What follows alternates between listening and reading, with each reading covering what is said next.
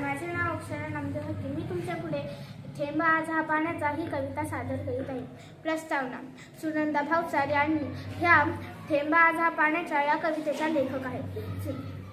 बालमित्रांनो, मानवाने आपल्या स्वार्थासाठी निसर्गाला ओरबाडले व प्रदूषणाची समस्या आपल्या समोर उभी राहिली. पाणी टंचाईची समस्या निर्माण झाली. सुनंदा भावसार यांनी पाण्याचे महत्त्व आपल्याला समजावून सांगितले आहे. कविता.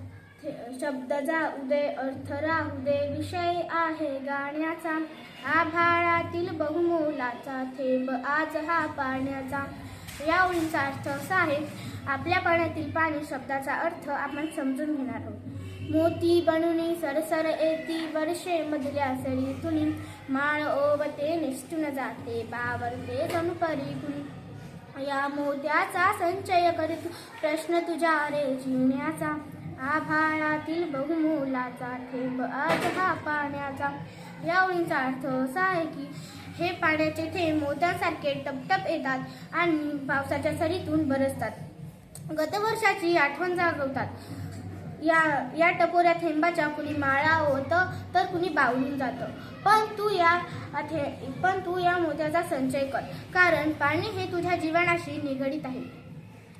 आभाळातील ह्या मोत्याने माती मधुनी पिकती मोती, निसर्ग जाणे मोल तयाचे तुम्ही माणसे कामग कोती.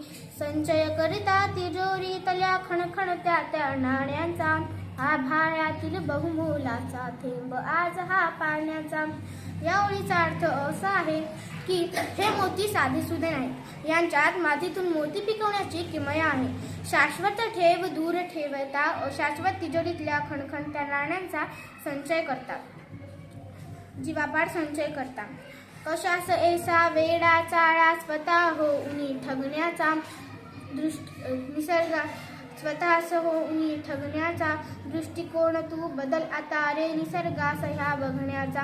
तहानेसाठी सांग पुरे का घोट तुला रे सोन्याचा, आभाळातील बहुमोलाचा थेंब आज हा पाण्याचा.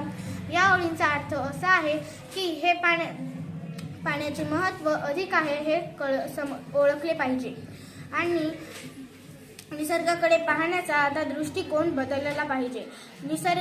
निसर्गाची महती ओळखली पाहिजे. अर्थातच या बहुमोल पाण्याचे महत्त्व ओळखले पाहिजे. धन्यवाद.